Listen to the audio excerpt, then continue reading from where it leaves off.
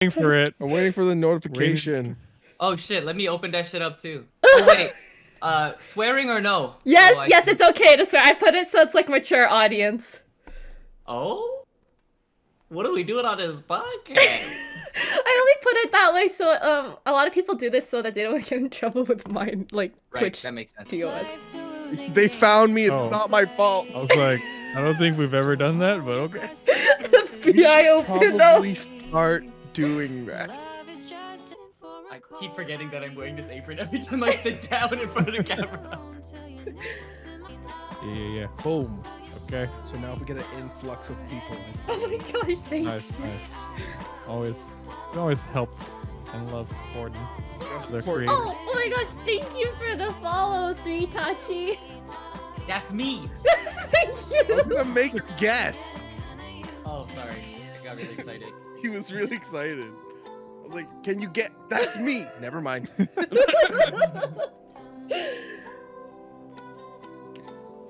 Okay, whenever you're ready. Whenever you're ready. Okay, I'm gonna quiet down the music then.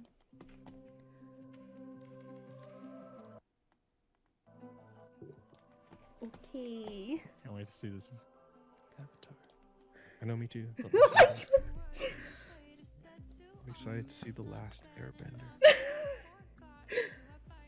Okay, Ooh, hello. transition. Oh! Yeah, Wow. okay, credits to my friend Amazing. Sophia. She's not here yet, I don't think, but yeah, I had my friend Sophia make the boba transition. Hold on. Okay, there we go. I fixed That my looks so YouTuber. cool. Yeah, I'm jealous thank that we you. don't have Welcome everybody like that. who's here to Babble the Boba. Today we have the Guy You Know official. Yay!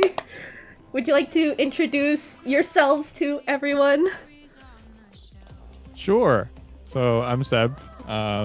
This is Theo, and we have Nico over Hello. there. Kev would have been here with us, but he's not able to make it. So there's four of us, and we primarily run a YouTube channel called That Guy You Know, or TGYK for short. And we do things such as podcasts, vlogs, anime, dad jokes, and skits every now and then. Yeah. What's up? Sometimes we show up on Twitch. Sometimes we show up on I'm Twitch, working yeah. on it. Working on it. Yeah. So what first got you into content creation? Theo, go. Oh man. Okay, so so first of all, we originally were four separate entities that we're just trying to dabble in creating stuff. And then so I was creating on my own, and later on I found out that everyone else was also creating on their own, and they got together, and then they were like, "Hey man, you want to create together?" And I'm like, "All right." And then that's kind of how it started, because our individual channels were growing, but I would say together our growth has just gone like wee. By myself, I was kind of like, eh.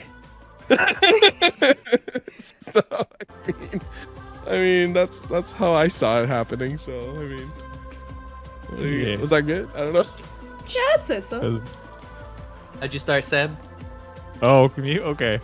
So I always kind of like really thought it would be cool to just start making dumb videos on YouTube, because grew up watching like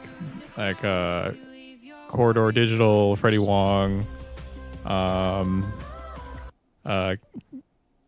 Hinja. I don't know if I can say his Ryan Higa. Yes, Ryan Higa. She's called him Ninja. Ninja Hinja, because he doesn't go by his other original name before, and yeah, I thought it was just it was kind of cool to see, I guess, YouTube videos I would see, and then I'd be like, oh, like that looks like something I could do, whether it's like dumb skit videos with friends, or even just like certain vlogs talking to a camera. And it was also like, oh, I guess that would be a way to practice speaking and being more confident speaking in front of a camera. And because I didn't really have that much confidence in myself speaking publicly before, so definitely kind of helped. Oh, my friend Sophia's in chat. She recognizes Freddie Wong. What? Yeah. Freddie Wong's OG. Early 2000s YouTube. And Nico, do you have something to add? Yeah. For me, pretty similar to Seb, where it was kind of the golden age of Asian YouTubers, and I was Yes. like their target demographic. I was a teenager at that time, and I would watch. My key inspirations when I started creating stuff were vloggers, so like Kev Jumba, Oh yeah, Timothy Kev De Jump. La Ghetto, which he now goes by Timothy, and then his long ass last name. Like he changed it, and probably because of like Stop the Asian Hate and like to represent his own people versus having De La Ghetto as his last name, right, or his online name. So I was doing those kinds of videos. I've since privated my channel because there's a lot of stuff that I'd rather not remember. Okay. It's hidden in the deep recesses of YouTube. But basically, I think me and Seb, the first half an hour we ever spoke to each other, we were already kind of talking about YouTube and things like that. And that was how many years ago now? Almost a decade ago now. We were talking about that kind of stuff. And eventually we got together and we started doing YouTube stuff. Wow. YouTube things. Good time. Yeah, very good times, guys. Yeah, I thought like, and it wasn't even to necessarily, because nowadays it's kids' dream to be a YouTuber, like to be famous that way. But I think back then when we started doing content creation, we wanted to be part of that community versus actually growing it to become big. We wanted to be like, oh yeah, that's what like other Asian people are doing, and that's the only real voice we had at the time because there wasn't a lot of representation in popular media, right? So. Yeah, that's true. I feel like we're definitely growing in the media, especially with the amount of Asian American stories being told in movies recently, right?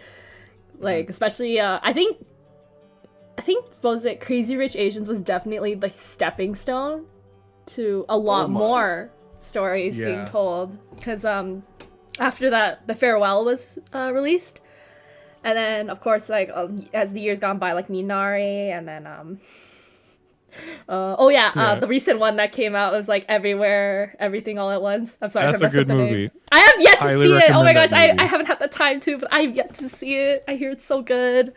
It's so good. Like, if you really enjoyed Turning Red, it's also the same kind of like. I don't want to give it away too much, but just like, yeah, if you really enjoyed the kind of themes of just generational trauma and just growing up in an Asian family, and you watch, I wouldn't watch them back to back because then that's a lot of emotions. But I'm just saying, like, it's pretty good. It's a pretty good movie. Emotional roller coaster. Yeah.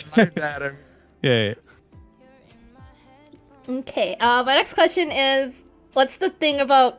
Oh wait, actually, another thing I just came up with this question. It's just, how'd you guys come up with I guess, your username? Oh, it wasn't any of ours except for Seb's. Oh. Yeah, so the original joke behind that was that it was just so that when someone would talk about the channel or the username, it would just be like, oh, have you heard of that guy you know? And then just be a loop of like, what guy?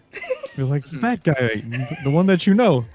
And then even the 3 W's in that guy you know with 3 W's at the end is because the one with 1 was taken. And I thought it'd be also kind of funny if there was like a website and it was just like a continuous chain of www. Yes. Yeah. That's a good one. And the thing was, it ended up working out because when we became a group, when we joined together, it's like, oh, you're that guy you know, and then it's like, which one? Like, we're all that guy. Right? Joke involved. Yeah. So it just evolved, and then eventually became like those guys you know. And there's a bunch of random memes in there. That's great. Wow. Mm-hmm. Yeah, I think even Theo's parents or relatives. Oh my wanna god. mess with him. They mess with me all the time. They'll just be like, oh yeah, you know, don't you know that guy? You know? And I'm like, shut up. So funny. Yeah. Next question is, what's the thing about content creating you like the most? Oh. I mean, I can go first. you go first, man. Yeah, like I think the thing I like most about creating content is if you do have like an artistic or creative side, which I feel like most people do, even though there's a lot of things that aren't a lot of people don't see as like creative, like as long as you have a hobby. But for us, it was always like expressing ourselves through video or through photography, or I don't think any of us are any really prolific artists, but like we do draw sometimes. Like even just creating thumbnails is art for us, right? So True. yeah, so the thing that I like most about it is that you kind of get all those ideas, like those what ifs out of your head, and then you just do it. And then it's kind of not necessarily there forever because we can control privacy and stuff like that now, but you put it out into the world, and then even if no one decides to watch it, or it's not really for them, it's for us. Right? Yeah, definitely. Yeah, I mean, I kind of just enjoy just putting my personality somewhere. Like, I don't know, I'm very outgoing, so it's like when it's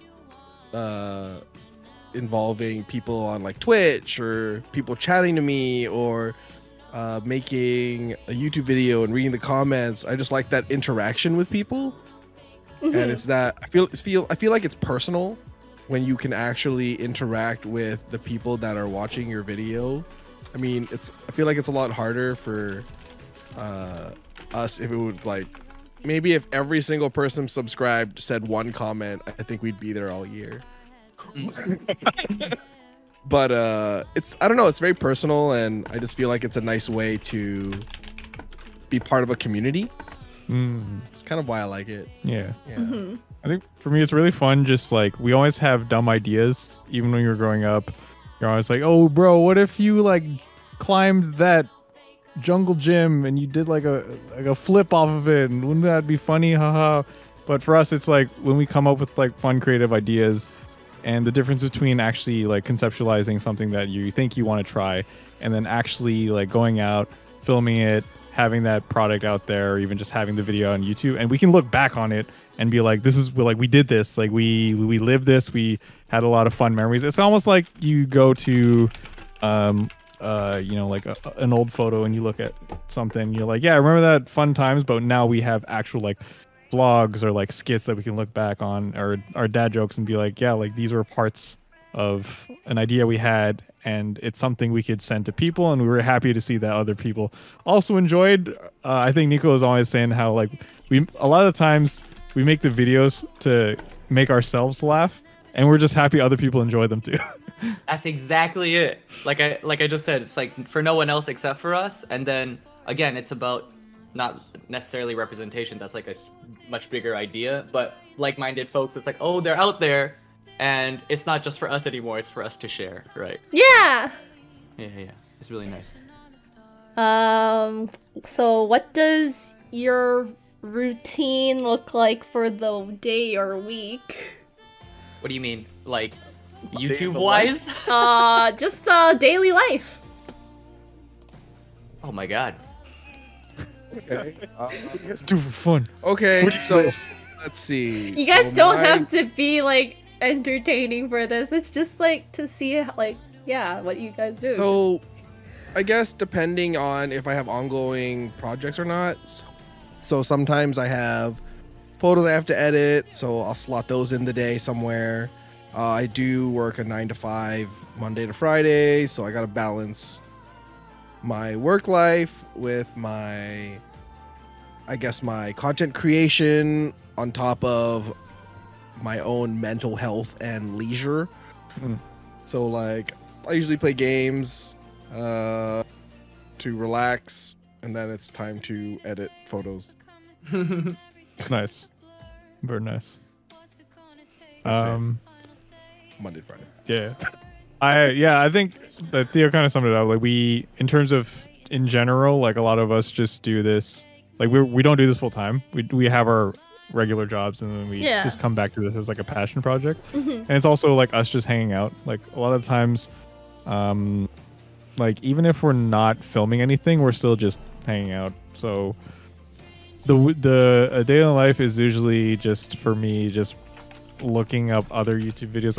I just love absorbing like any kind of memes or videos just to prep myself and get distract myself from my actual work. But other than that, I also tend to go work out 3 times a week because that also keeps me happy and healthy. And cook dinner, cook lunch because I enjoy cooking, and then go to sleep and do it all over again. The highlight of the week is when we get to hang out, if we get to hang out that week. So. Yeah. Oh, the adult life. Mm-hmm. Uh, Mine's exactly the same as everybody else. So. Next question is, when you feel burnout, how do you pick yourself up again? I shut myself off from the world, and I let that social battery recharge.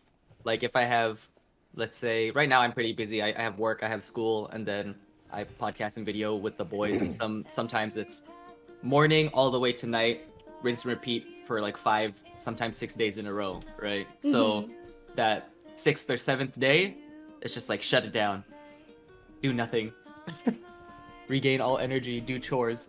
That's it. That was today for me, actually. I mean, I'm wearing my apron, I'm doing my chores, so.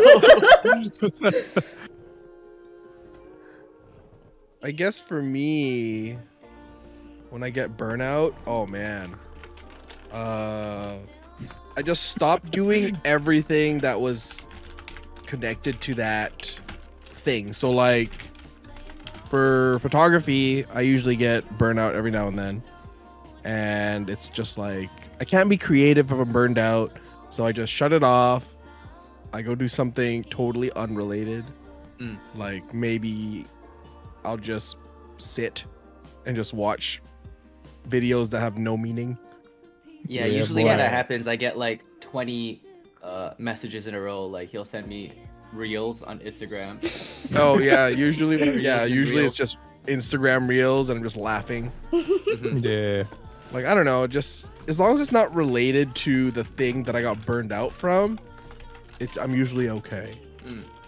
Yeah. I think that's pretty much like the same thing for me in terms of like, say, editing a video. You just kind of you look at it and you're like, not what I had in mind. So then you just kind of take a break from it, whether it's hanging out with these guys, working out. I go skateboarding too. Yeah, I think you just need to be able to kind of like take a step back from your craft or your work, just so that you can have some time to get some new ideas. Or if you find like some of your old ideas aren't as like what you envision them, it's always nice just to like ask someone else for like a second opinion. Like there'll be moments where like Nico's working on like an anime review, and then he'll just like send me the video and he's like, oh, well, like what do you think, blah blah blah, and I'll give him like some feedback, and they'd be like, oh sick, that's a good idea. And sometimes we'll like co-edit something, like Theo and I will work on a vlog or whatever, and it's nice to have again when you're working with like other people to kind of like help motivate each other, where you're like, oh, I'm feeling burnt out, but someone else still has energy, so that way we can kind of like gas each other up and refill each other's social batteries. Yeah. Okay. Yeah, that sounds really interesting. Yeah. Does that like apply to like the next question, which is what never fails to cheer you up? Yeah, that's the exact same thing. Like for instance, he was just talking about like the social battery and how we kind of fill each other's when we're all together. Sometimes, like today I knew that if I went out to do the podcast, I would me and Theo would arrive half an hour early, or like maybe just on time, who knows. But then I know that after the podcast was done, we'd be like, you guys want to get something to eat? You guys want to talk about something? What about our next video? Whatever. But then at least if I'm doing it from home, I know I could be like, okay, see you guys later, and I could go back to doing my dishes or whatever it is, right? But like when we're together, we kind of don't want to go home. Understandable. Yeah. Yeah, even just like talking to like whenever these guys are sending memes over Instagram or sending each other videos, like you'll just be in a not so great place, whether it's that or we literally just meet up on a weekend, we just actually just hash it out and talk about like, how you doing, man? Okay, no worries. And then eventually it'll help us just forget all the not so great things that happened that week, and then we come feeling refreshed for the next week after that. So Yeah, I guess short answer for me is that we each other. Yeah. Yeah. Everybody else Friendship. makes me happy. These guys kind of answered it for me. I'm kind of like, Gotcha. got me. You But- took your answer. Yeah, you guys, why are you copying my work? Change your name at least. That guy you know.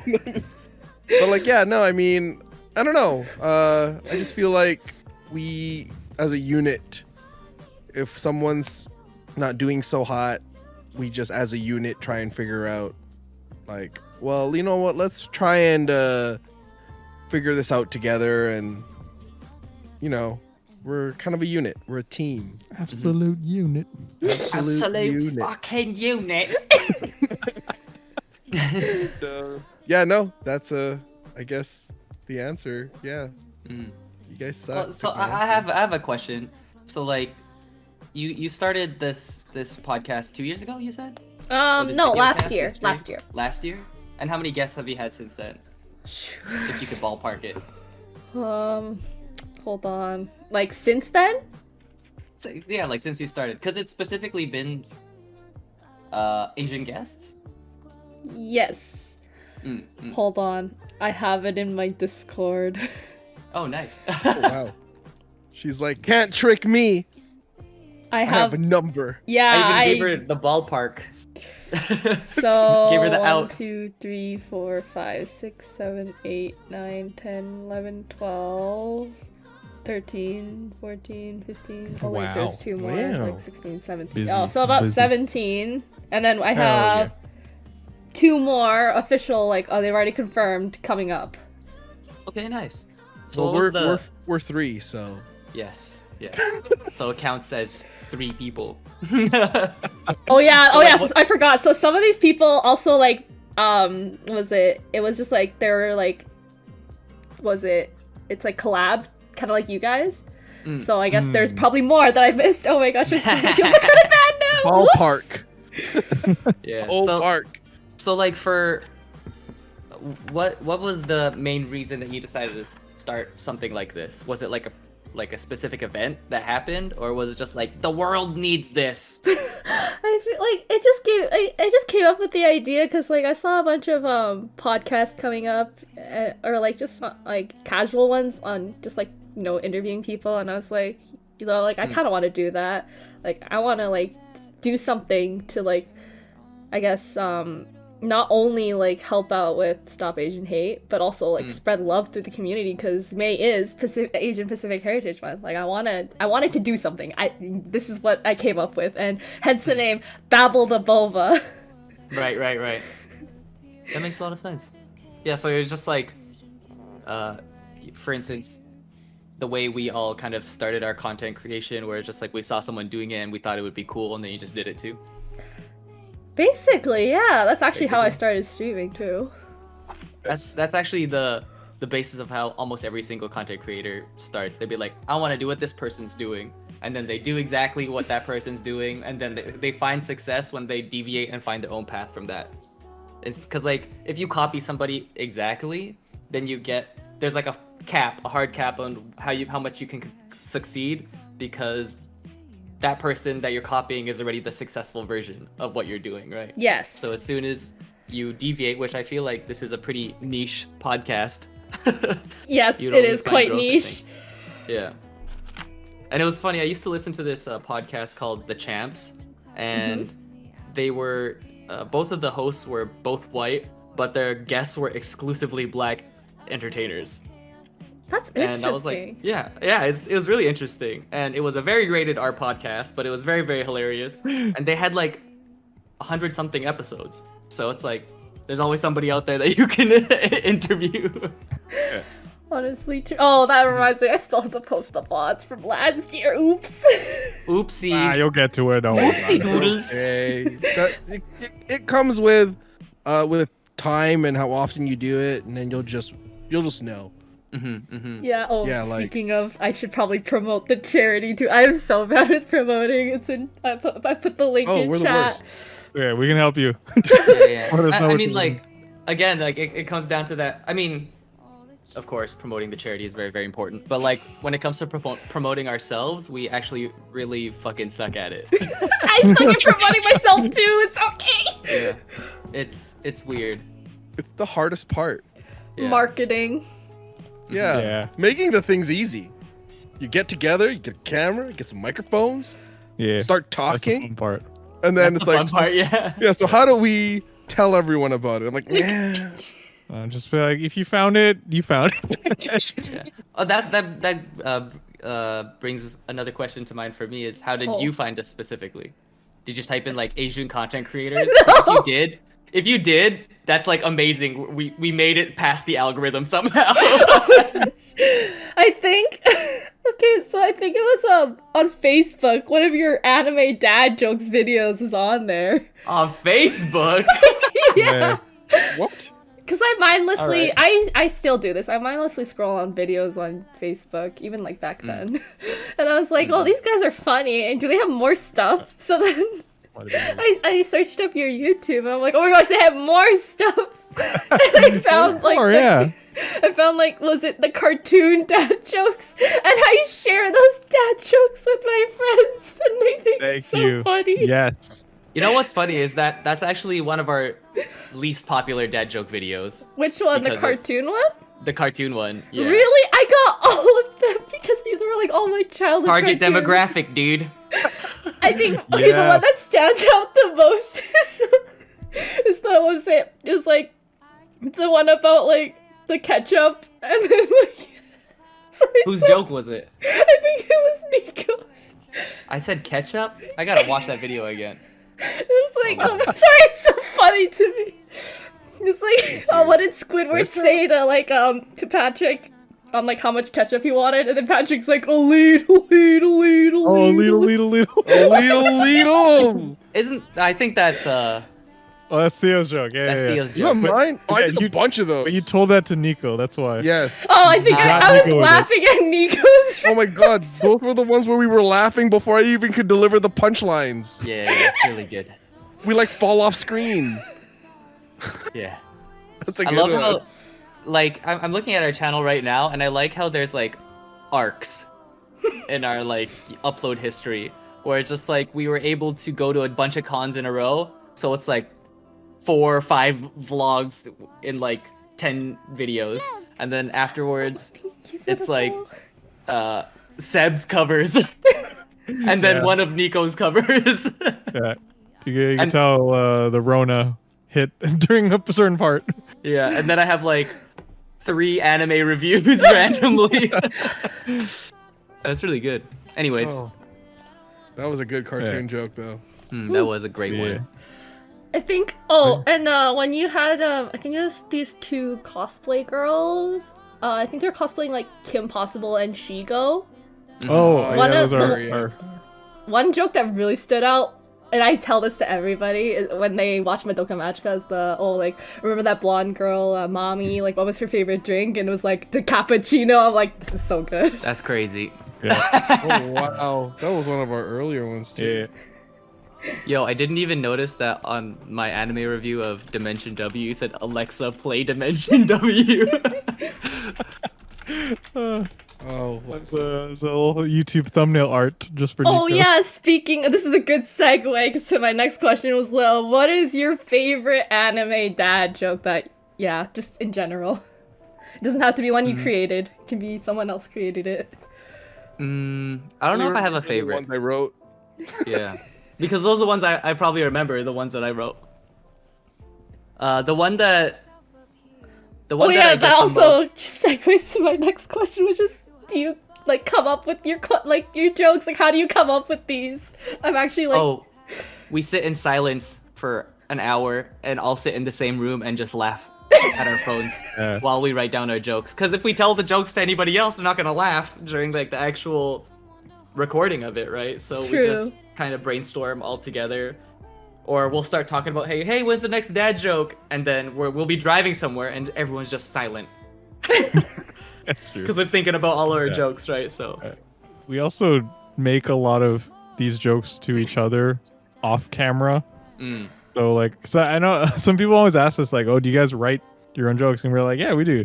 maybe some of them do have like a coincidental like brother joke on like Google or something. Hmm. But a lot of them are just like ones we just kind of we just find like an inside joke between us, and we're like, hey, why don't we just make them to each other to the point where like it gets annoying, and we just want that. We just feed off of that. Like, shut up, dude. Yeah, no, I It's really mean, good.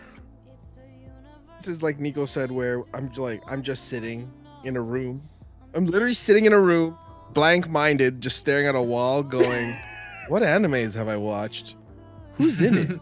What's it about? Huh? Can I make a joke?" And it's like that for like an hour. And then, like Nico said, like there's some jokes that I've come up with. Like one of my favorite ones that I came up with on the way to one of our dad jokes videos was like, did you hear Garp from One Piece is a magician? And then it's like, no, well, yeah, he's a magic Garp. Good one. Yeah. That's a classic one. Yeah. Or the other one was, I also came up with, these are all specifically for Kevin Yeah. because he loves One Piece and I liked it. We target each other all the time. Like the music jokes go to Seb. Yeah. Me and Nico are we love the music jokes. It's actually pretty funny because I used to have very like clever, wordy jokes when we first started doing the series, like maybe 1, 2, and 3. And then I realized the majority of the population that likes anime they're fucking degenerates, and they don't get the wordplay, and half the time Kevin doesn't even get the English. So I'm like, okay, well, I guess I just make like a one-liner and yell it into the microphone. The internet likes that, doesn't it? It's true. Yeah, it's true. So like, and also I find it really interesting as well because when we kind of ask people that we see online or like have seen our content online, we're like, oh, who do you like? Which jokes do you like and stuff like that. Kevin has a very high success rate in like the jokes that he tells. But then to us, it's like, haha, that's a dumb Kevin joke. But apparently it's like a dumb world joke because the world understands Kevin more than we get him. So. Yeah, he's cracked the code on getting that like mass audience reaction. Oh, dude, Mhm. Kevin is a genius. Well, like me. Well, some of us are trying to come up with like art house films. Kevin's like the Disney MCU's like, don't worry, I got this audience. Yeah. And it's funny too because I would like Google anime dad jokes so my content isn't the same as whatever's out there, and like I'd read these lists and stuff like that. I'm like, oh, they're all Kevin jokes. So like the people who are writing these jokes write them exactly like Kevin, so of course they would enjoy them. So I'm like, I don't know, it's weird. I appreciate it. I appreciate all the support for the channel, but like it's weird to me. I work hard on my jokes and no one laughs. That's what I'm saying. I understand completely because when we were at SakuraCon, I came up with a great joke. Yeah, it was amazing. Like, I guess just to the three of us. Yeah, it was like, because there's this anime called Tokyo Revengers, and if you don't know it, there's a guy, his name is Mikey, and the joke was, what would happen if Mikey lost his eye? What would you call him? And then I was like, it's Mikey Wazowski. It's so funny. It's funny. I was so proud of myself, and then the person I told it to was like, Cosmo was like, no. I was like, but that's why I was dying behind the camera. Yeah, both of us. I looked at the camera and I was like, okay. You don't get it. So good. It's a don't good get it. joke. Yeah. It's also based on our humor of like there'll be moments where we're just like, say for example, like Theo or like Nico's talking about they're really invested in this new anime that they're watching. Like, yeah, it's like so good. The art is amazing. It has really high stakes. And then Kevin would be like, oh, is it Shokugeki? And it's like, what are you talking about? He's like, you're talking about stakes. Like, is it medium rare? Is it like well done? And Oh he's my like, God, Oh, that's my like- be like, shut the fuck! I'm trying to tell you about this really good anime right now. Yeah, and it's so funny because Kevin's version of humor is like cousins that are like 3 or 4 times removed. Like he'll tell the punchline before he tells any of the meat of the joke. Just like that stakes one, we'll be like 5 sentences into another story, and he's like, "Stakes." I'm like, "What the fuck is he talking about, stakes?" Go back, please explain yourself, and then he has to We tell it. laugh. We do, but it takes Yeah. a hot second. Oh. Oh Yes. my god. I hope that answers your question. Yeah, Oh yeah, yeah, I yeah. forgot what the question was. So there's two questions. Sorry, one of them was like, how do you guys come up with these jokes? And the other one was, what's your favorite joke? Theo answered Okay, the so- favorite joke. I think I think Nico it was did both, too. yeah. It's a Seb? good joke, man. Did Seb answer? I think the one is just the most memorable one for me, which was the fate. We said something about fate stay night, and then we just That's a kept good one. adding on to it.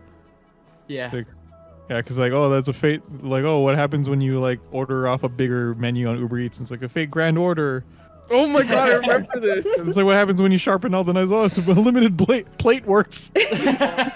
Unlimited blade. What happens when I stay over tonight? It's a fate stay night. So good. Yeah, That was a because good one. it was someone, and then then Nico added onto it, then Theo added onto it, and we just Layers. kept going I with was it. off camera. Yeah. It was so good. Holy moly. Yeah, that's Oh a my really gosh, good I just remembered. I think it was one of Nico's jokes in the cartoon one. It was he's like, what do you call Dexter's designated driver? It was like Dee. Oh, that was also Theo's joke. It's probably just me laughing. It's just Tell you me laughing. too, Nico. Cause okay, so with the dad joke videos, Nico and I have this thing where We don't try and win. we don't try and win. So he'll try to win, and I'll just keep delivering the punchline over and over and over until he gives in. Yeah. And I remember that one because I was like, "It's Didi," and I just kept going, Didi. I'm so sorry, Nico. I thought it was your joke, but it's just you laughing. You know what's funny? Nico lost it just like that. It was great. Yeah, it's good. I miss those jokes. Yeah. I guess like another segue to like anime. It's what's your favorite anime currently, and I guess like growing up, or all-time favorite. Oh. Favorite anime. Currently, I thought of one right away. Wow. Okay. Favorite? You're not a true fan. Okay, fine. I'm joking. Theo, your mic. Yeah, your mic cut out a bit. Oh, sorry. I was laughing to myself. Oh, So Go ahead. my favorite anime right now, because I haven't seen anything new yet, is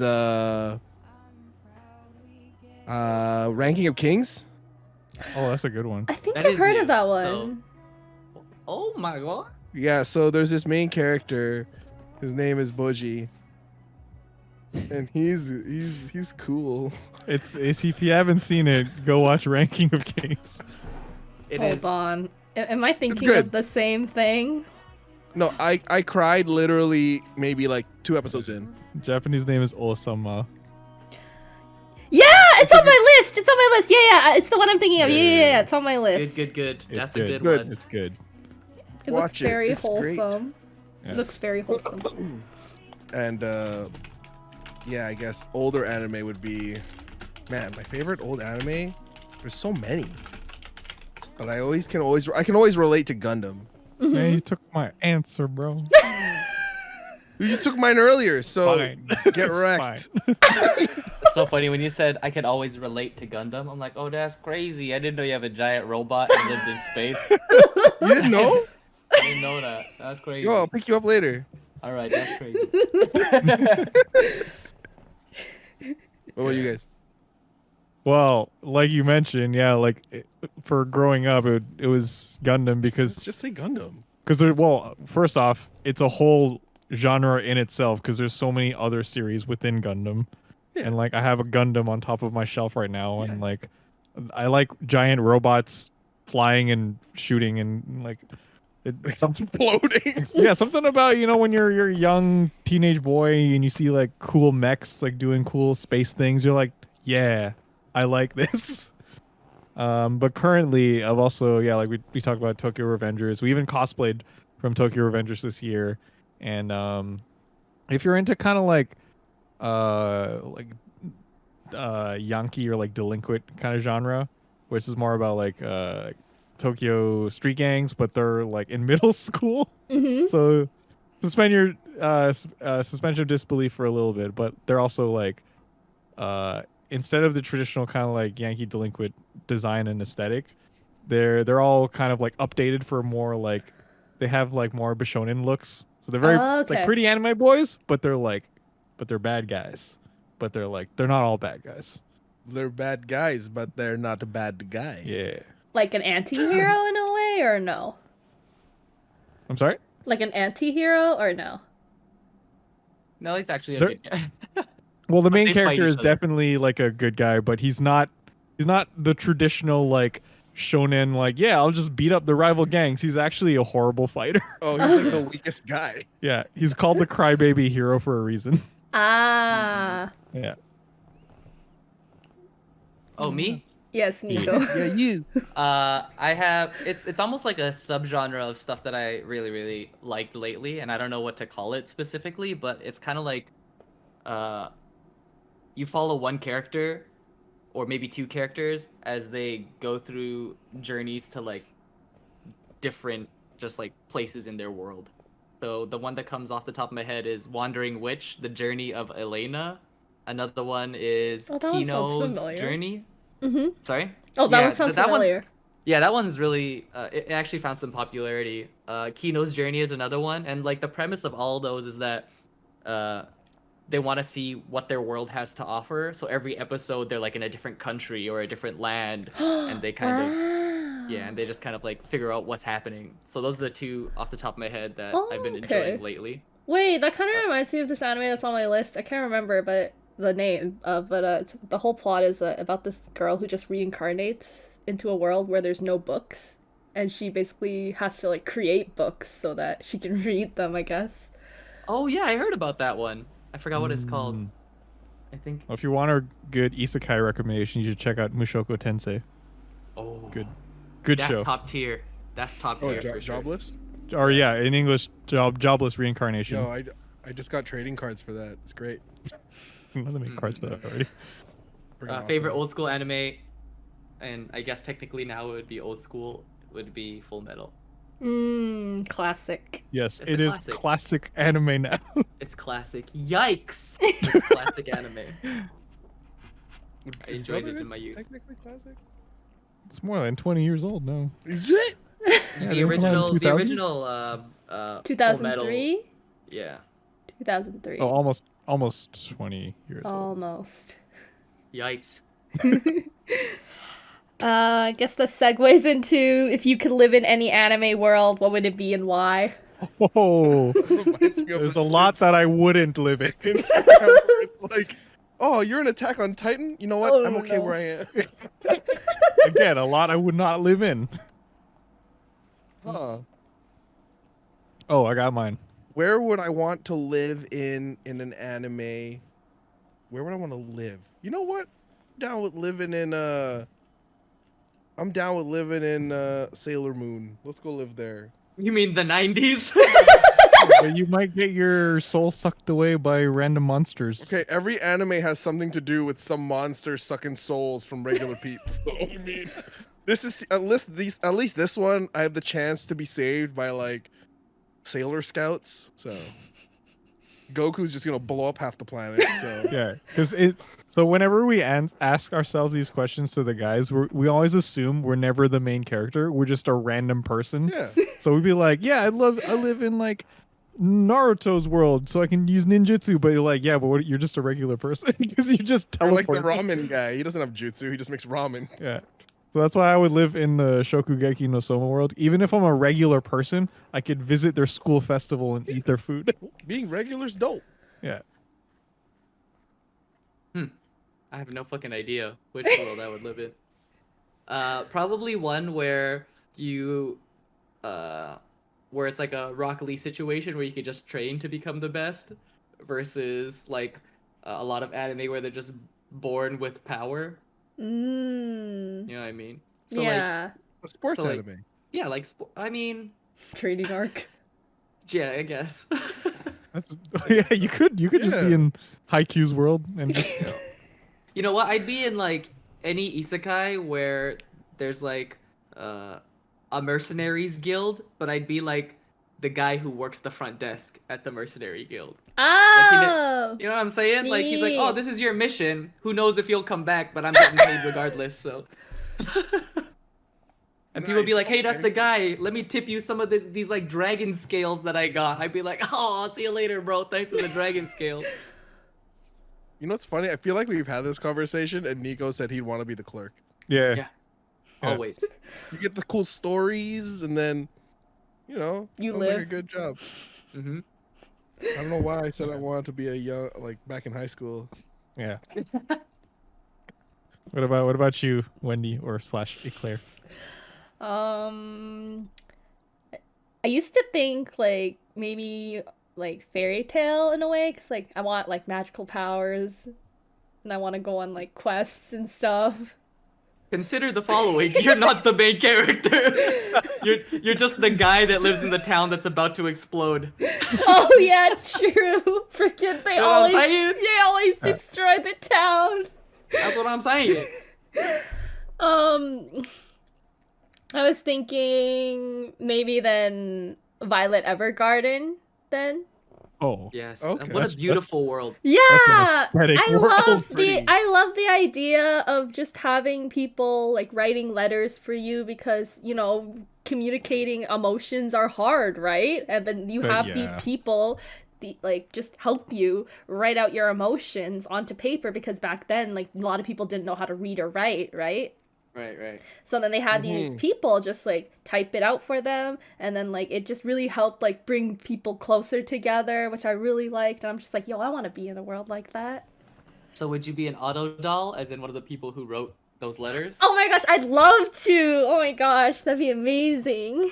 Yeah. But then you have to hang out with people like Violet, where it's just like, hey, what happened to your hand? Turns out a third of the world is in war. I mean, honestly, I wouldn't mind that because like it was really okay. Think about it. Like you like when you watch the anime, you see like her growth, right? Yes. Yeah. You do. And like that's so cool to witness. Mm-hmm. You just get Which to is why the show is so good, right? Yeah, and Whereas, also like, the art, the animation, the soundtrack. Like, I listened to that soundtrack like just on my off I think I time. cried a Oh. total of like 5-6 times. I watching. think Did I not cry? the episode that hit the hardest for me was episode 10. Which is The one with the mom. I won't spoil it, but like she has her Sure. daughter. Oh. Yeah. the I mom think I- with I the think I know daughter. what That's you're- all you gotta I say. think I know what you're talking about. Yeah. Everyone I've shown that episode to or talked to about that episode, they're like, oh my gosh, I just bawled my eyes out. That's Nice. a sad time. Solid world. Feelings. It's a great one. Yeah, you just have to be emotionally ready for this world. Yep. It's okay. I feel like I'm probably already emotionally ready without all the trauma. What have we done? So I see like on our questions list that it says trolley problem. I Oh don't know what yeah, that I'll is. get to that after this question is have you guys watched Avatar The Last Airbender, right? We have. It's our favorite anime, and we talk about it I hide once Easter every eggs of it all the time, everywhere. Yeah. Every So- single one of our podcasts, we mention it once. So if you could bend any element, what would it be and why?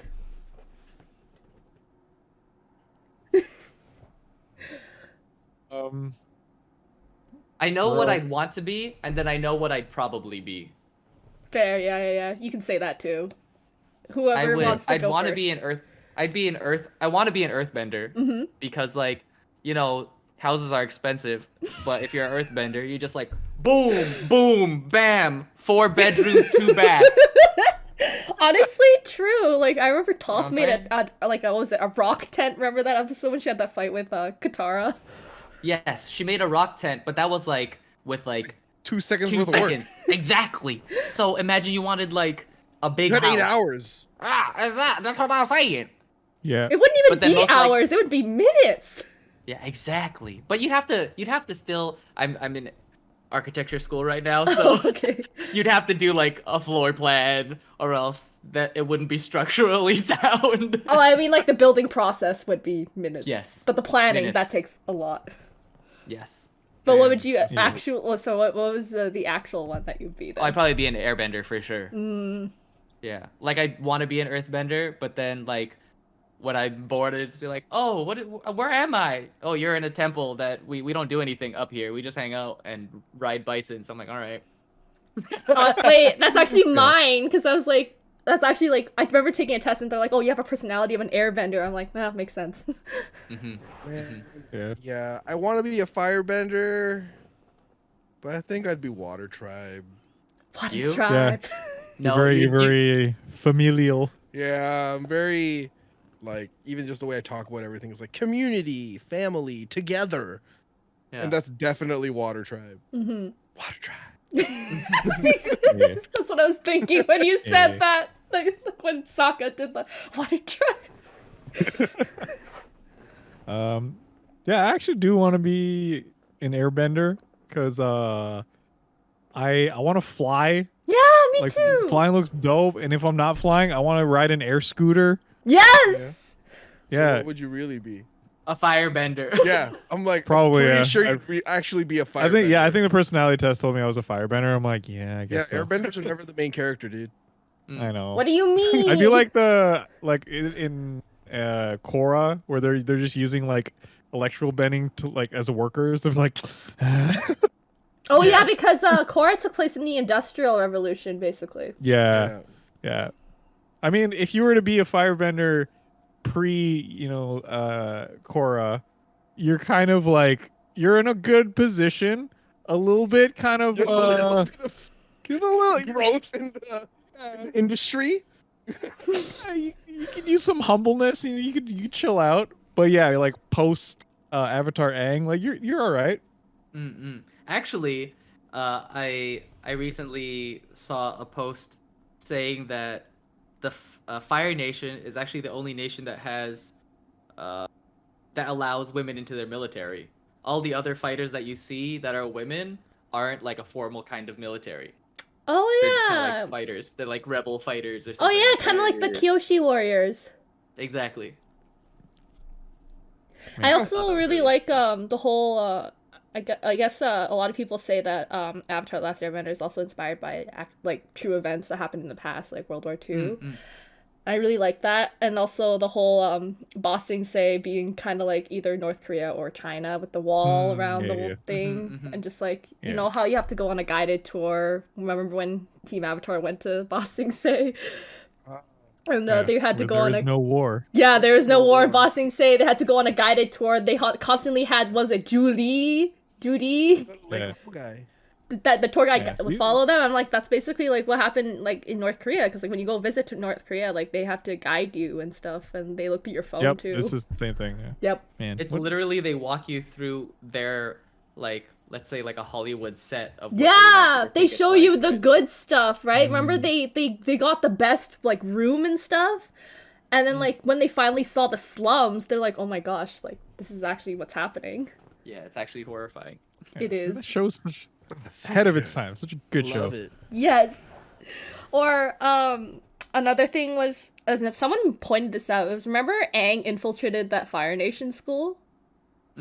Yeah. Yeah, and they were like, oh, like the teachers explaining like, oh, like about the air, like how they won the war against the Air Nation. Oh yeah. Basically, Air like- nomads, sorry, air Okay, nomads, and they were saying, and then Aang's just like, but we don't, the air nomads don't have like an army or whatever, and then A military. a military, yeah, and then she's like, how would you know that? Like, were you born 100 years ago? And he's like, he can't say that, he was, but someone said that it's just like, it depends on who's recording the history, right? Because it's like whoever won, Yeah.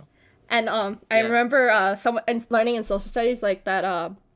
In Korea, like the textbooks say that, oh, we saved Japan in World War II, but if you go to Japan, like the textbooks actually like tell you what happened, you know, like the horrors that happened. Oh yeah, there's a lot of instances of that in history too. Yes. Like in recent years, Japan, for instance, had a lot of war crime and a lot of atrocities that they've done to surrounding nations. Yeah. But not until recently, I think they've never apologized formally for it. And Yeah. they don't teach. It's like, you know how like the world learns about the Holocaust, Yes. and it's something we should all learn about, because you know if you don't learn about it, how can you prevent it?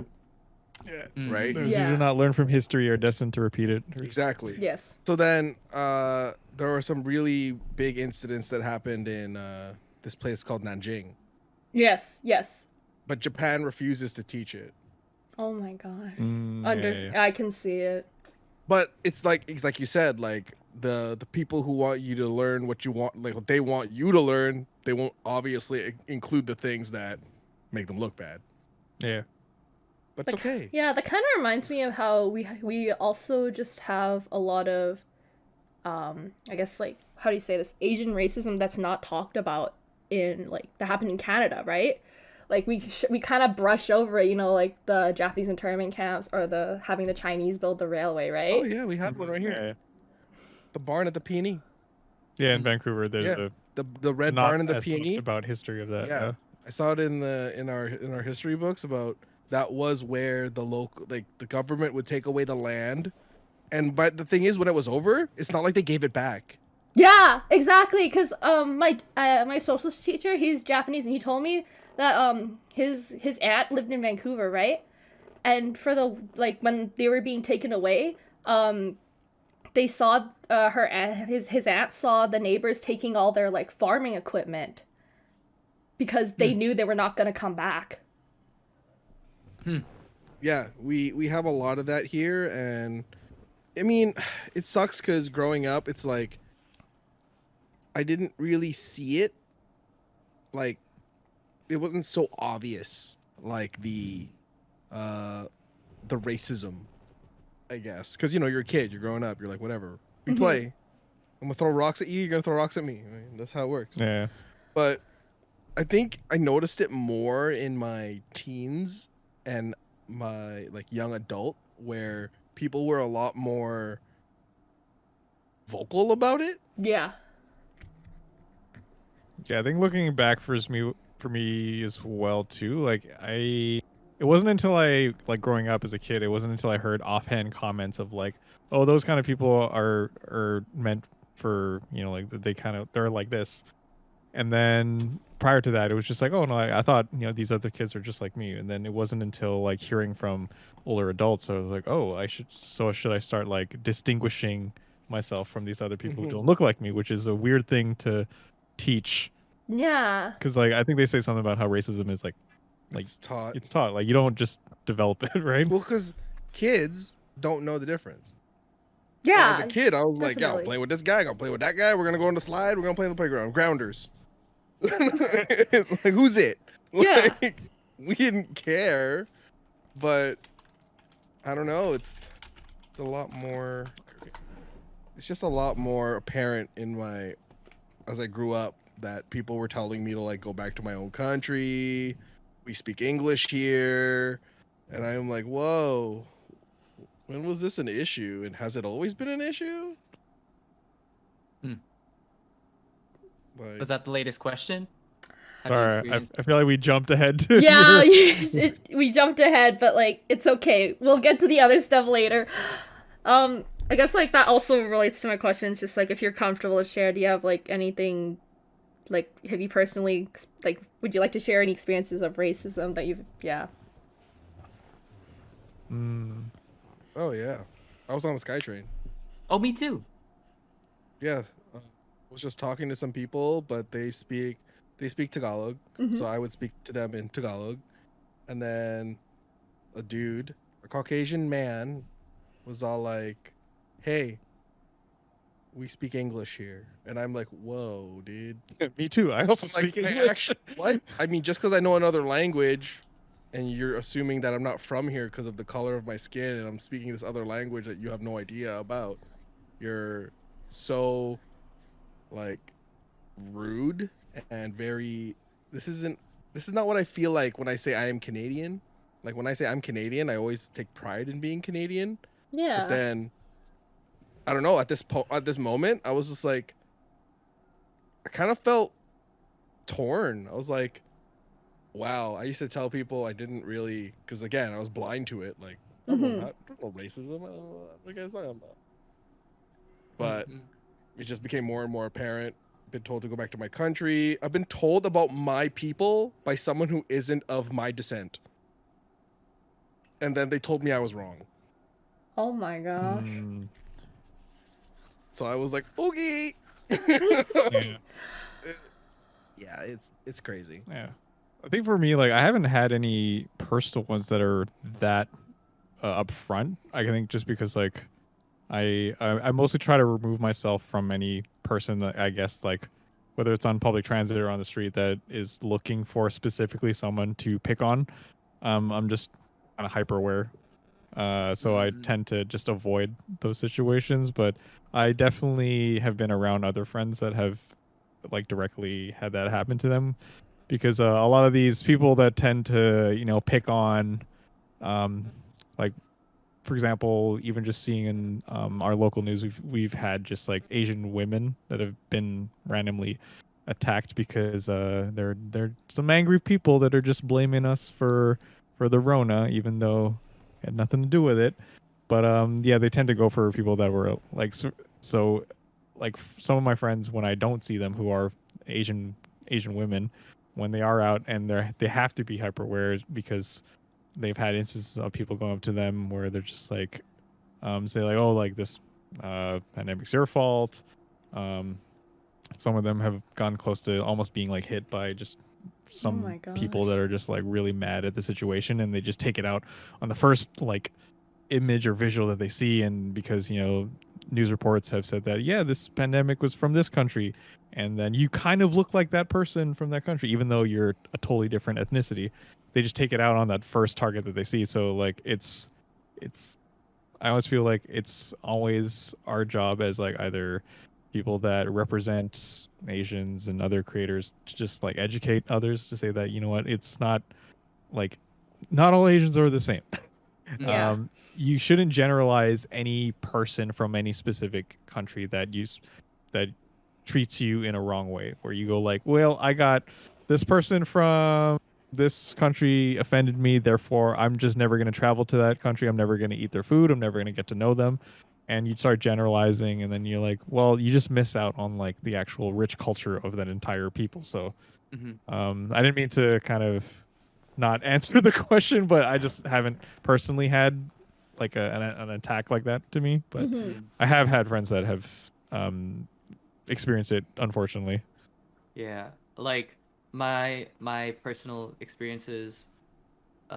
One was when I was on the SkyTrain, and it's really interesting because the people that I know, like I know they're not like from the city, or we're from the Metro Vancouver area. So like you can tell when they're not from like the city here, and they Mm. usually come from like other parts, like far, kind of like farther away from the city. So they live in like smaller towns, but they usually connect through this like last station, and then they all go downtown to watch like the game in downtown or something like that, and Mm. they just park somewhere and they take the SkyTrain. And then I've had many run-ins with people, uh, and again they're usually white because they come from homogenous kind of communities where everyone's white, so Hmm. it's okay to be that kind of way, right? So I remember one person saying, I had a little bit of facial hair at the time, and he's like, "Oh, is that the most you can grow it out?" And Jeez. I don't know, I didn't Oh know who he my was. gosh. He just started talking to me. He's like, what are you listening to? And I was just like, oh, I'm listening to like Post Malone right now. He's like, why? I was just like, it's none of your business actually. Like I can listen to whatever I want. And then he just started saying stuff about like, uh, how like Asian people can't grow out facial hair, and like he was like trying to pick a fight with me. And then he was with his kid and like his baby, and I Oh looked my at his wife or gosh. his girlfriend or unfortunate baby mama, and then she just like put her head down and like looked away. I'm like, oh, okay, so you know it's wrong, but you go home to a town where everyone's like, it's okay, they're okay with that, right? So Damn. it was really interesting. And what I do what Seb would do, I take myself out of the situation, or else like most likely it would become like a heated, maybe violent altercation with this person. So like he just what I did was I literally the next stop, the doors open, I take one step out the door, still facing the SkyTrain, and him and his family were there, and I just stared at him until the doors closed, and then that was like the end of the interaction. And Yeah, like I guess it's also safe to say that like because we're all three of us, even if Kev were here, are grown Asian males, which tend not to be the target for a lot of people that want to commit some Asian hate crimes. They tend to go for like young Asian women, or like at the Old worst people. like The Asian elderly. elderlies, which annoys the Worst. hell out of me when I started seeing like people attacking them in like Yeah, in the I States just and all thought that. I'm like, like, you are yeah, man, like if that was my grandparent, I would like organizing a gathering party, and I'm not sure. I will not say anything further. We shall bring the Yeah. toilet paper and eggs. Yeah. And that's the PG version. Yeah, and Century duckling. actually it's really interesting because like when I was growing up too, my mom told me a story where we went out to a fair, and again it's outside of the city. We drove to some other like it's kind of like a farm town almost, mm-hmm. and they were having like a fair, and there's this bouncy castle, and there's a lineup of people, and again the community is mostly homogenous, mostly white folks, and all the kids are lined up to go into this bouncy castle, and they're with their parents. And the person who's running the bouncy castle like line, I was next to go in, and there's one line you can't really mistake who goes in next. Grabs the white kid behind Oh my us god. and puts them in the bouncy castle. And my mom ain't no bitch. She's very like she Yeah. she will say what's happening, right? Mhm. So she literally picked me up and threw me in the bouncy castle. And then the lady was like, "Oh, there can only be 5 kids in here at a time." He's like, "Then take that kid out because my kid was here first." And so like that energy I have, but like in my mom's case, it's like no one ever expects it to come out of her. But like as like a grown dude, everyone expects you to like fight back or like bark back or whatever, which is why we're not necessarily a target for that kind of stuff, right? So my mom's out there proving the world wrong. Trust me. We also speak like our very fluent English, which is also like again, we do recognize that we're quite privileged. We Yeah. are doing quite well off. We speak very good English, and you know we have communities of our own ethnicity as well as others, and then we're educated. So, because I definitely can relate. Well, it became a thing of where I had to kind of like tell myself to really understand our parents' generation, the first generation immigrants that are like they definitely got a lot of that like, oh, what's wrong, you can't speak English proper, like what are you doing here? Oh, dude. Yeah. Like, And you Oh, know they no. again our whole parents, you know, like turning red, they worked their butts off just to give us like a life that they couldn't have. And then the fact that I feel like it's our duty just to like remember the struggles that they experienced. And like you mentioned before about like historical books that don't tell the full story, I almost feel like it's up to us to kind of like spread those messages and inform like the next generation or other people in our generation that are not aware, so that they don't do dumb shit. Yeah, like the ones claim before that us. history. Yeah, claim that history for ourselves. Yeah. Right. Did you also experience the model minority thing too, where people Which is like assume like, oh, since you're Asian, like, are you good at like, you must be super smart, like really good at math or sciences, like do you want to be a doctor or whatever? oh yeah, I think everybody experiences that. oh, Like yeah.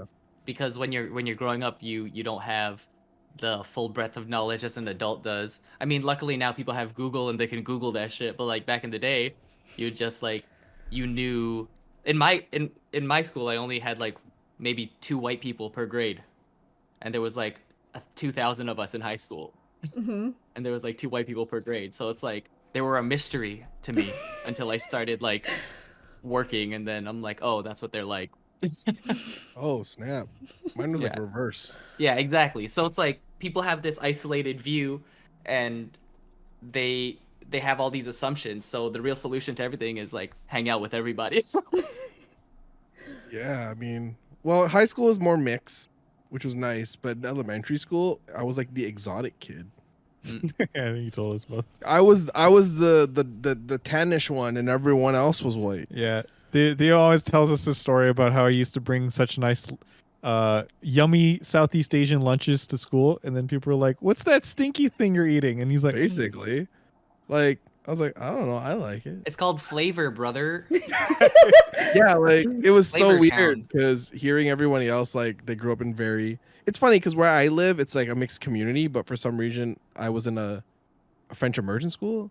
Okay. Oh, you were pretend bougie, as in your parents Well, were trying. It's a public school, so I don't know if it's bougie, But- Oh right, you guys But, have a lot of private schools. I remember. We do, Someone yeah. We told do. me, We have a fair yeah. amount, but everyone was white. Like I was one of the few Filipinos. Maybe there was like Mhm. 3 others that ended up Yeah. joining the ranks. Yeah. Like it was weird because you go home and everyone's Filipino. You come to school and everyone's white. Yeah. I think there was one comedian that I really liked their joke about how like, yeah, when I was growing up and then my friends made fun of me for like my chive dumplings, and then Billy grows up 10 years later and he's opening up his own like fusion Asian restaurant. Oh my And I'm like, gosh, I've "Bro, those seen are my that." dumplings, you motherfucker." I Yeah, think right? I remember seeing a meme about that. Yeah, and I'm just like, oh, that's man. It's just so weird because I never actually thought growing up that being Asian was like I didn't see it as something like, whoa, you're Asian? That's crazy. I was just like, I'm just me. I'm born here. I'm second generation or first generation Canadian. I'm just trying to live, and y'all are pointing these things out to me that I didn't even think about. Yeah. Yeah, it's interesting, like doing like an introspect, being like, even something as simple as like, what Halloween costumes did you kind of want to try? And I remember seeing like on good old subtle Asian traits on Facebook about how there's kids dressing up as like Wong from Doctor Strange or Shang-Chi, Hmm. and then a lot of them are just like, yeah, they're just really happy. They're like, yeah, I want to dress up like that person because they look like me. And I was like, yeah, who looked like me growing up? My Halloween costume, I was Aladdin Oh, because you're That's cool. brown. because I was brown. There was a small choice for Disney. It was either Aladdin or a ninja. Okay, it was one of the two. You didn't choose Shang from Mulan? No, Mulan wasn't out yet. Okay, fine. Wait, I thought Mulan came out in the 1980s. 90s. Oh my god. Oh my lord! I think you're just When were you born? misremembering. Maybe you didn't watch it yet. That's why. No, because when the Hold memory on. for I me gotta for look it up Halloween now. was- the memory for me for Halloween was like Aladdin just showed up. It was either being a ninja or Aladdin. It was very cold. I was Aladdin. Nice. Okay, Mulan came out in 1998. Okay, it was the year after I was born. Year before I was born. Year my before I was God. born. Oh my god. So like when I'm saying back in my day, I mean like just on the cusp of pre-internet. And the popularity of internet happened basically when you were born.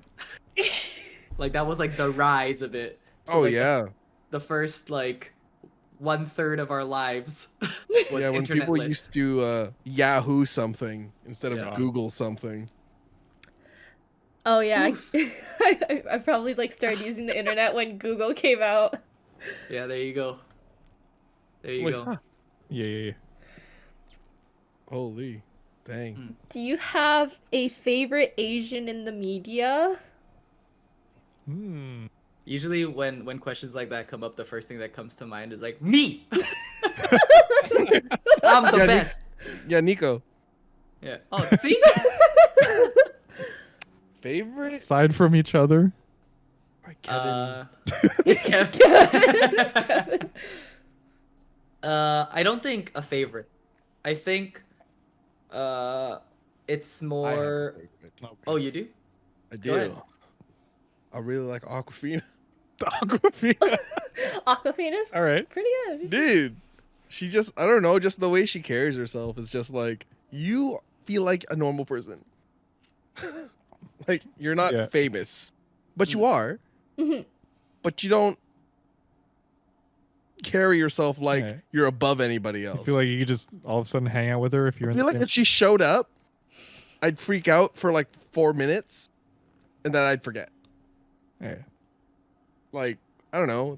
It's not like when I met Palm where I was like freaking out for like an hour. Oh, Mantis from Guardians of the Galaxy. Yeah, no. We're married. She doesn't know that yet. But no, Aquafina's dope. Like every movie that she's made since basically coming onto the mainstream, Mhm. I've seen them all because she's in them. It's the thing about Aquafina is that when you cast her, you cast Aquafina, you don't expect her to play a different character. She's Yeah. always just Yeah. Aquafina. Yeah. Actually, It's yeah, like- because like I remember seeing behind the scenes for the farewell, and that was like one of her most serious roles, right? And Yeah. she said that like it was really easy for her to act because she just related to the story so much. Because they cast her to play her. Yeah, exactly. And just Yeah. oh, I remember this one scene was the one where she's like explaining to her mom, like the one scene where she's explaining to her mom like, "Oh, you didn't let me go to my grandpa's funeral." Yep. And like she like broke down crying. Like they actually like had to film that really quickly because they didn't want to exhaust her emotion because she was actually like crying in that scene.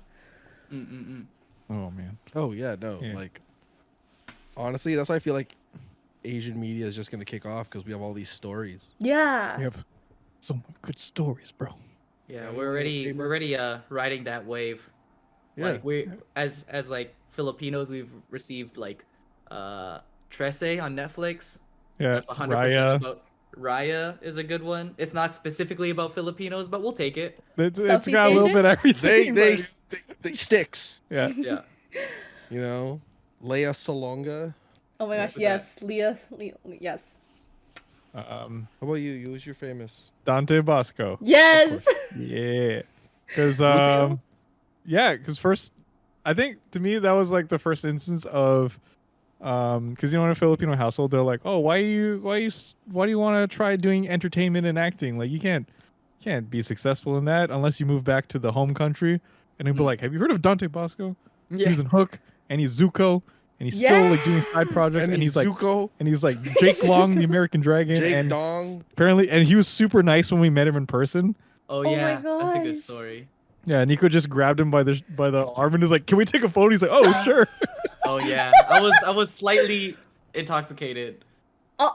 We saw him at a club, yeah. Yeah, and it was like Emerald City Comic Con, and I think he was there like he was one of like the Damn. hosts or something like that.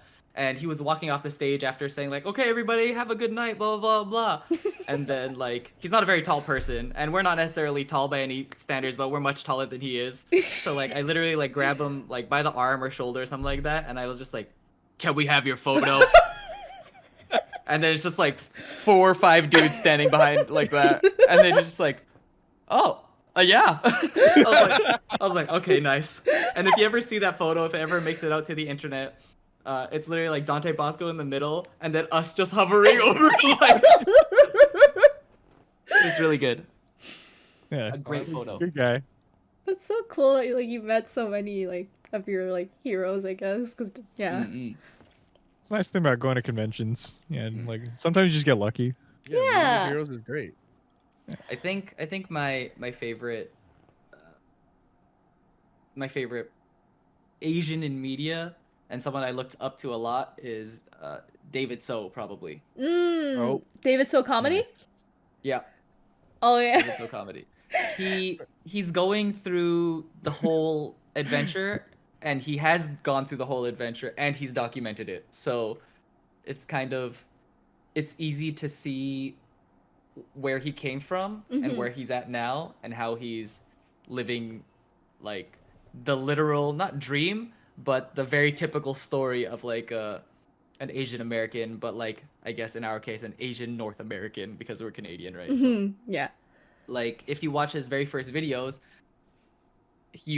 his story goes like his parents owned like a hair product store, which is primarily like their customer base is primarily black. So Mhm. if you listen to all his stories, him growing up, he just hung out with like black people all the time. Mhm. And then he slowly found like his community because he was very much in the church as well. So like he's like the perfect amalgamation of all of that. And then he put it all on YouTube. And then now he has a podcast. And now you hear even more of his stories. So it's kind of like if you want to get the full experience, just like follow his story. Or like literally anybody that has a similar position as him. It's just he happens to be in the media, right? Yeah. I guess that segues into the next question is who do you look up to the most? Mm. Yeah, I was me. Each other. Who do I look up to the most? I think that's a Like little a- bit of a. I mean, it's easy to have heroes, and it's easy to like aspire to be somebody. Yeah, But it's I more think the like people that you aspire to yeah. be. Yeah. Yeah, but I think the thing that you should aspire for most is to be with people that make you want to be better. Like Yeah. each of us in our group, which I feel makes our group more successful, is that we all push each other to be a better version of ourselves, right? Hmm. So if you don't have that within your own group, I mean, sure you can look up to someone and again follow in their footsteps and kind of like copy everything that they want to do. But if you don't have that core group, then it makes it that much more difficult. Not saying it's impossible, but it's just way harder.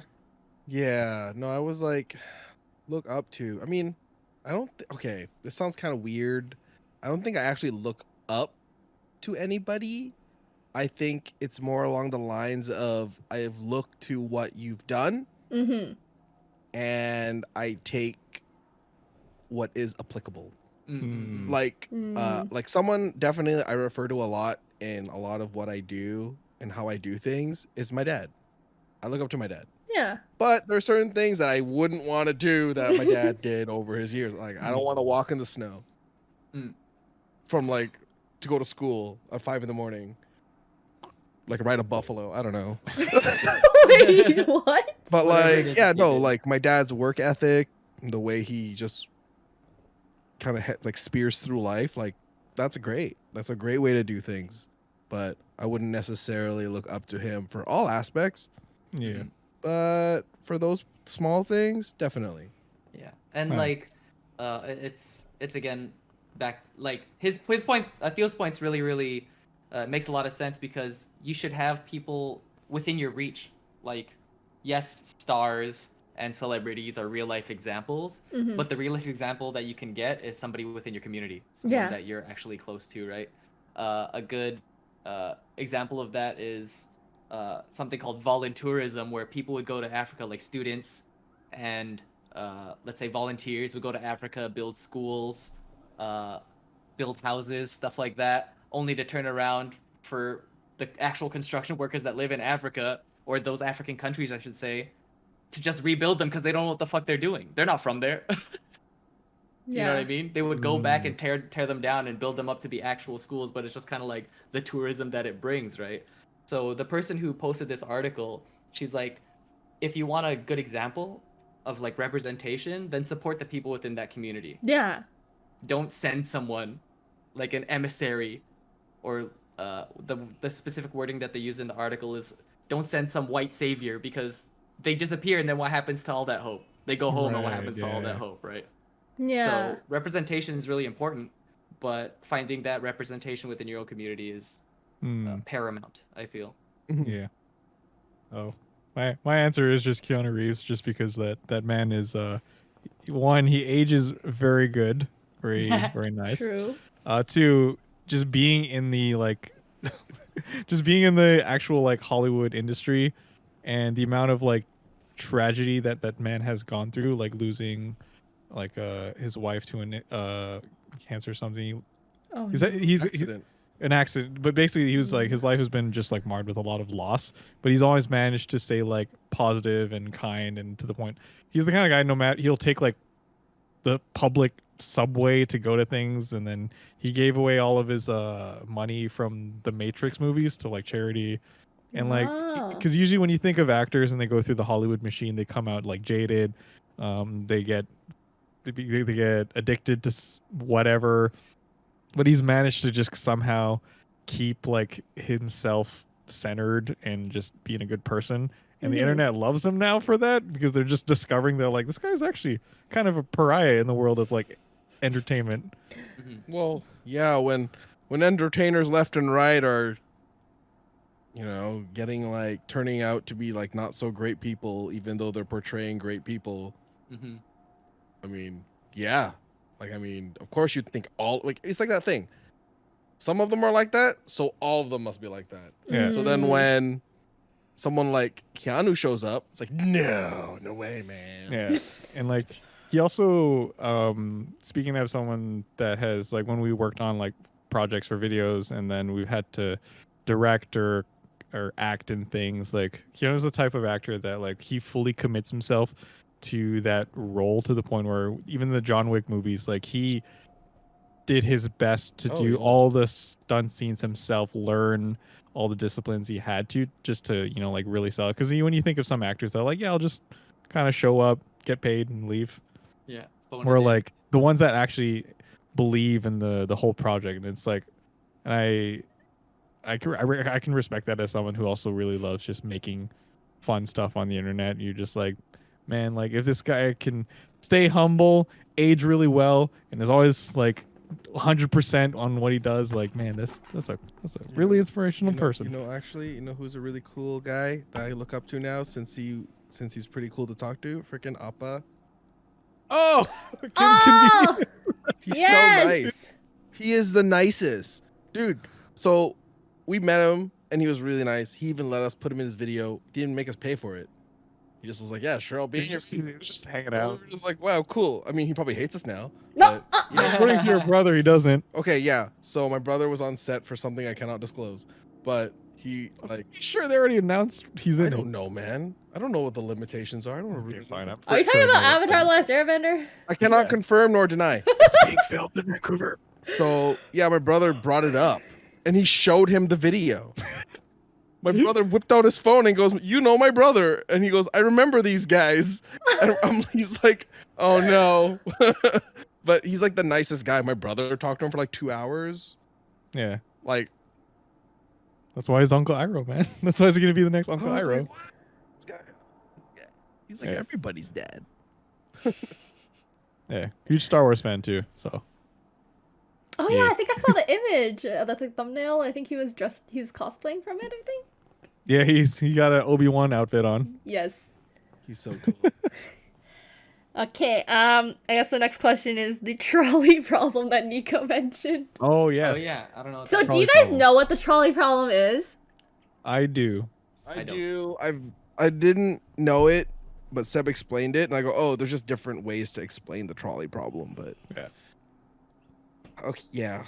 Nico doesn't, so you can explain to Nico. So basically, there's an unstoppable train or trolley, and there's 2 tracks, and it's going towards the 5 people, and you have the choice to like. Oh wait, sorry. There's like 2 tracks. One has 1 person, the other has 5, and basically you have to like choose who to save, like the 5 or the 1.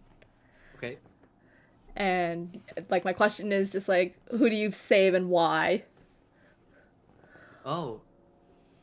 Interesting.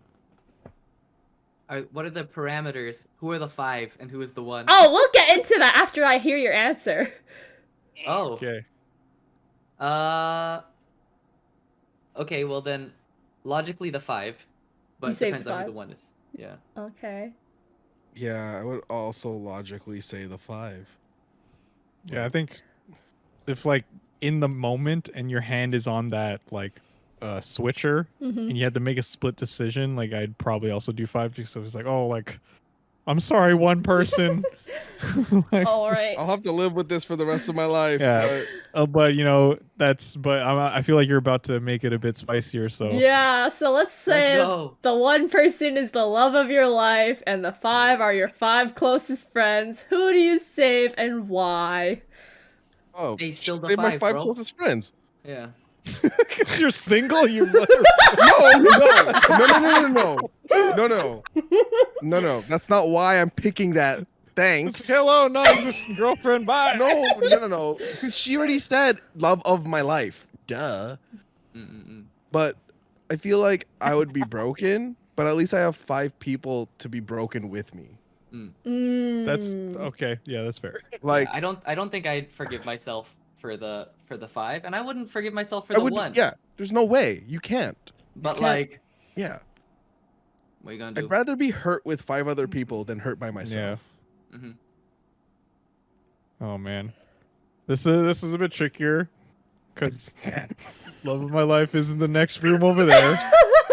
She can hear me, so I'm sure she'll understand with whatever Deb, decision you pick. You know what, man? It's okay if you kill us. Actually, I get mean, it. to be fair, yeah. I get If the guys were on the other side, they'd just be like, "You better not like do that to her. We're watching you." Yeah. Yo, you know what? We'd be standing on the track going like this. Like, bro, just we know. just let it go. We'll just be like this. if there is an afterlife, we'd like when Seb finally passed on and we'd be there, we'd be like, hey man, I get it. But if he decided that he wouldn't run over us, we would all be in the afterlife, and then she'd be like, hey, what the fuck, bro? What the fuck, man? Not gonna We'd be lie. like, hey, that was Seb's fault.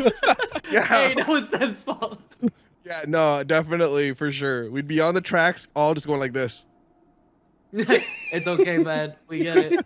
It's all good. Get it? See you in like, I don't know, whatever your 20 life years. expectancy Yeah. is.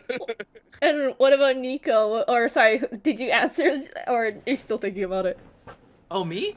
Oh, Sev, did he answer? Who's he gonna save? We answered it for him. Don't worry. Yes. The boys on the other side of the track unanimously agreed, like, We will save die. her. Just Yeah, like, all right. Yeah. And Yeah. Nico? It depends. Like I think my answer would be different in the way where like, what if I had a kid? Oh. You know what I mean? Well, So, let's like- say you don't have a kid. Oh yeah, then the one. Run over the one. But you know what though? We'd probably be on the other side of the track, just being like,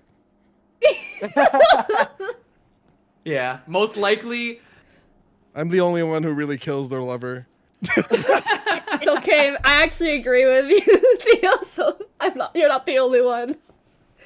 I'm like, Yeah. yo, man, it's okay. Y'all gonna have to suffer with me crying all the time. Well, like it's just like depends on the circumstance, right? Like you can. Love is kind of like, in that case, I don't want to go that deep into it. It's fine. Oh, okay. It's subjective. Like that you can always like love somebody else. You know what I mean? Yeah.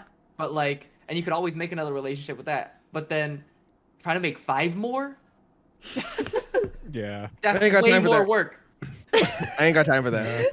That's Or like way more work. my savior complex anime hero brain might just be like, what if I throw myself in front to try to slow it down so everyone survives, but it probably wouldn't work. No, mine was worse. Mine was, what if I put the first 2 wheels on the right track and the back 2 wheels on the back track and just like, no, just kill us all. Yeah, There is nice. no choice. I'll just kill all of us. Oh, that'd be so dope. I have a friend we'd all that. Yeah, my friend was just like, "Oh, is there an option where I could just kill everybody?" Yeah, because we'd all be on like the escalator to heaven hanging out and be like, yo, this is about to be lit. Or we're all like going down to hell together. It's like, oh, this is about to be lit. The lingo won't change.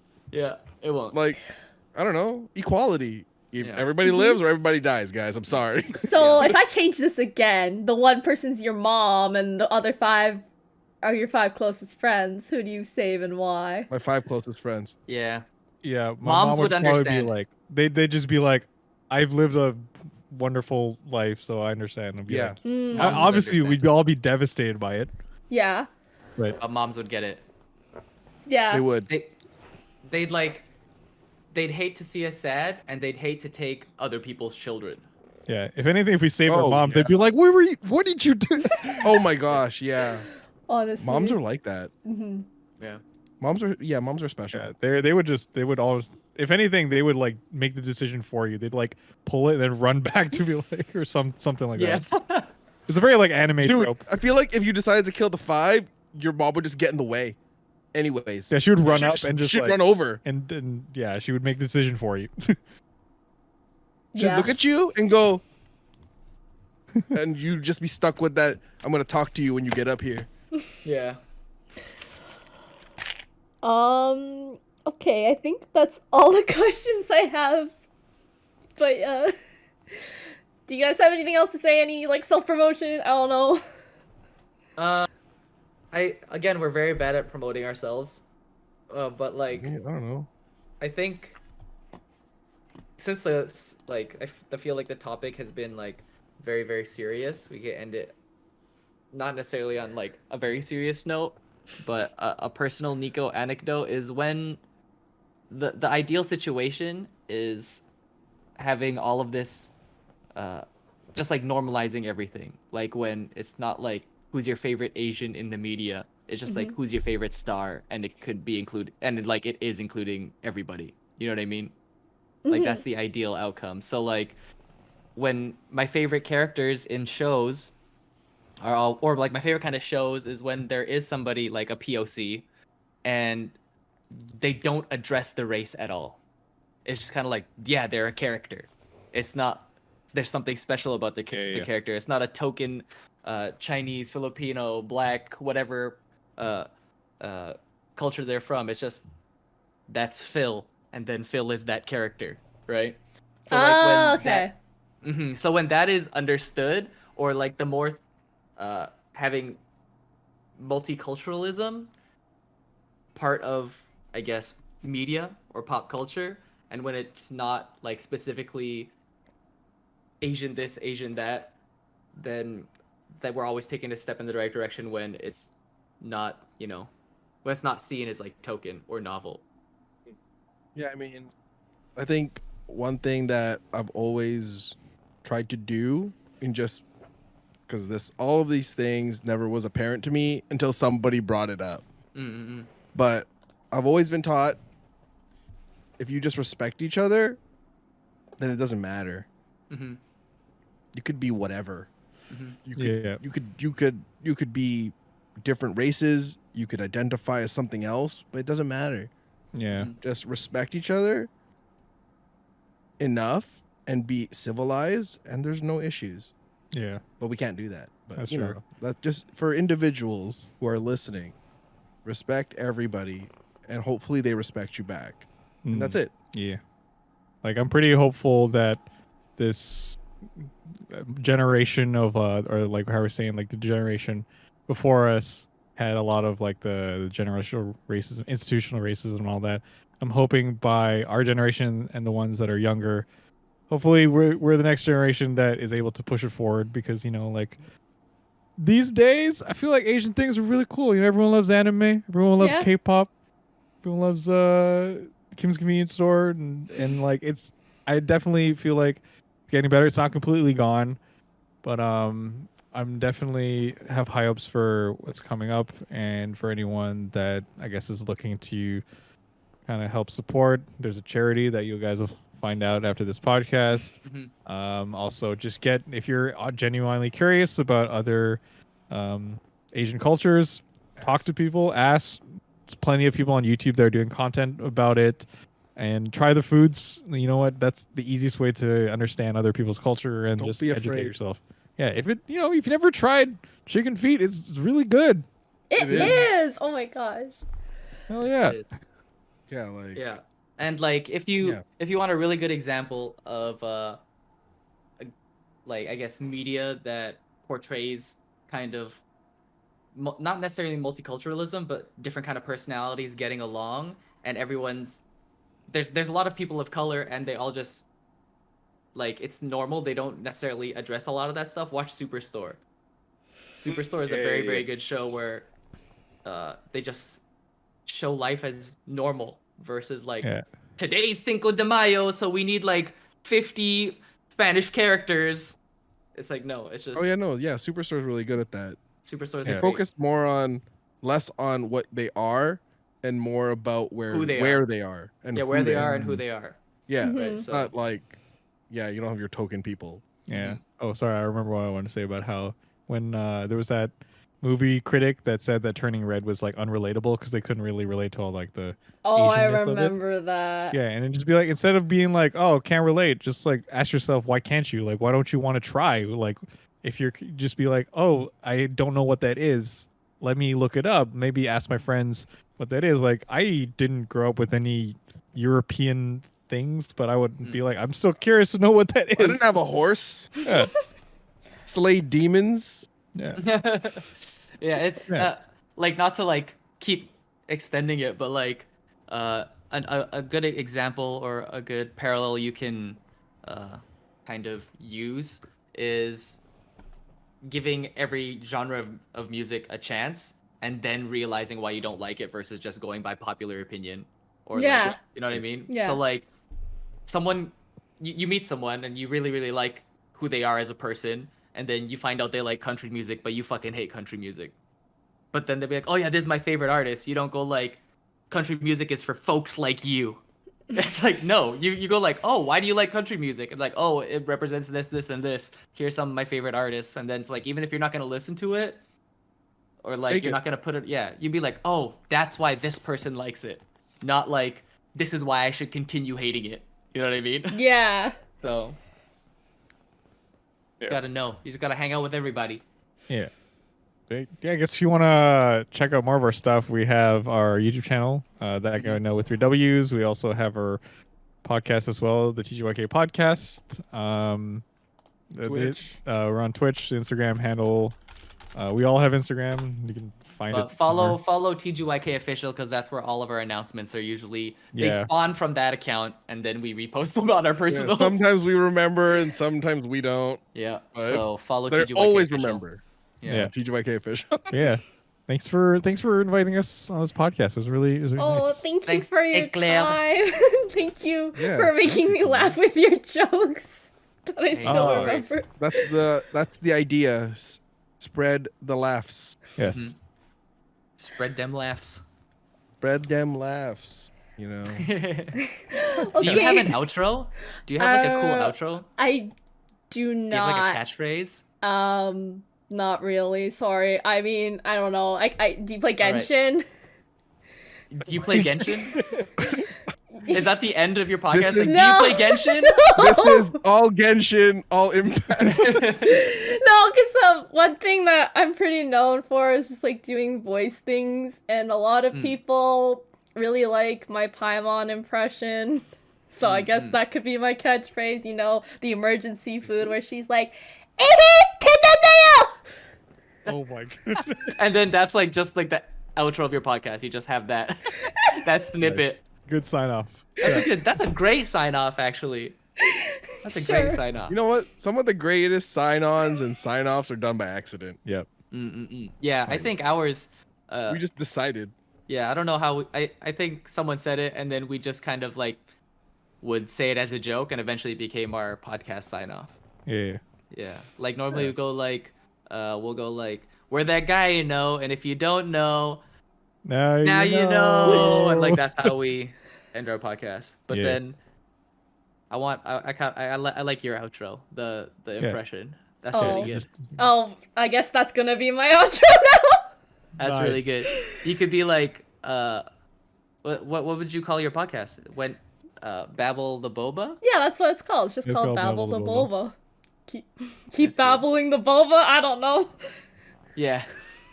We be out here babbling the boba, and then you just go and like do that voice line, and then you just end the stream. That's it. That's the one. Yeah, I like it. Do you always have to say it in that accent? Yes. Yeah, you have to say babble in the boba, but you gotta say it like you have boba in your mouth. No, that's a bad not gonna outro. work, dude. No, you're babbling boba. It's like we've been babbling boba, and then whatever you say. Oh god. Anyways, you can do however you want. I'm just brainstorming. But yeah. Okay. Thanks so much. I guess I'll just use my podcast title as like, yeah, okay, thank you for coming. I'll see No you. problem. I guess like whenever your next video comes out. Babble in the